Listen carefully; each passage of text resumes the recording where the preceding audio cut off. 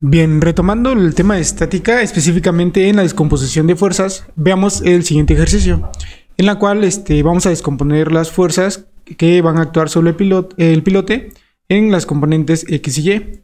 Bueno, como vemos, para descomponerlas en sus diferentes componentes, vamos a multiplicar la fuerza por el coseno para X y pues el seno para Y, ¿no?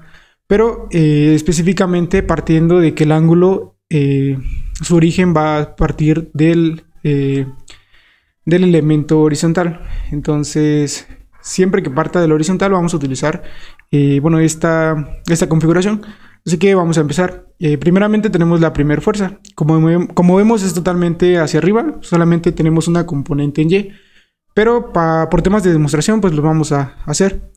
Entonces, como tal es la magnitud de la fuerza, es decir, que son 300 newtons, en este caso por el coseno del ángulo. En este caso, si lo vemos, formamos un ángulo de 90 grados.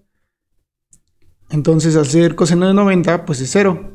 Y específicamente no tenemos ninguna componente en ese apartado, es decir, la flecha va completamente hacia arriba. Entonces, por lo tanto, sería 0.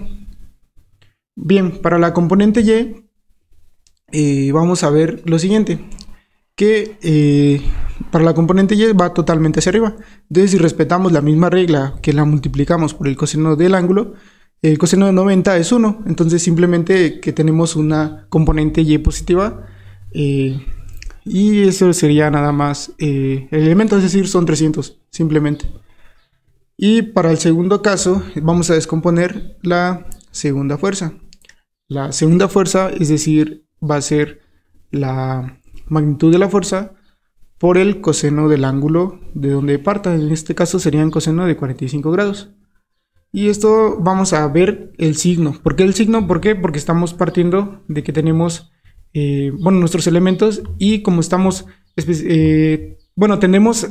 tendemos a ir a la izquierda, por lo tanto nuestro signo será negativo. Entonces ponemos un signo negativo y lo multiplicamos por su respectivo ángulo, y esto nos da un total de menos 318.19 con el signo negativo.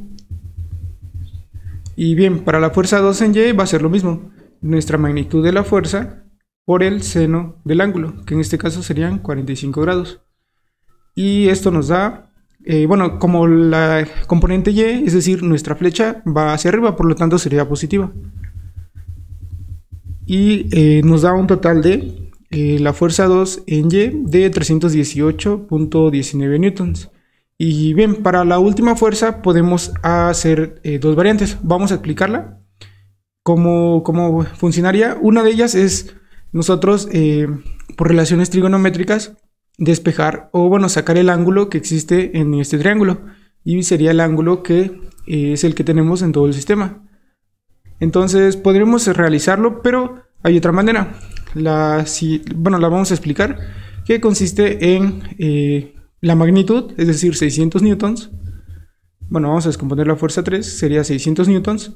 Ahora vemos que nos relaciona como tenemos aquí que el coseno del ángulo lo vamos a descomponer, vamos a multiplicar por el coseno del ángulo. En este caso el coseno nos relaciona el cateto adyacente sobre la hipotenusa. Entonces nuestro cateto adyacente sería 3 y nuestra hipotenusa 5. Entonces podemos utilizar esa relación, que simplemente quedaría o lo podemos multiplicar por 3/5 sin necesidad de descomponer el ángulo. Y por temas de decimales son elementos exactos. Y para la siguiente fuerza, es decir, vamos a descomponer la fuerza en Y, sería igual nuestra magnitud, que es de 600, pero ahora por el seno del ángulo. En este caso, el seno, ¿qué funciones me relaciona? El seno me relaciona el elemento opuesto sobre la hipotenusa, es decir, 4 entre de 5. Y nos queda de la siguiente manera, dándonos un total de 480 newtons. Y así es como le dimos solución a este ejercicio, que simplemente nos pide descomponer los elementos, las fuerzas, en sus componentes X y Y. Es decir, la tenemos expresada componente o fuerza 1 X, fuerza 1 Y y respectivamente. Y sería todo.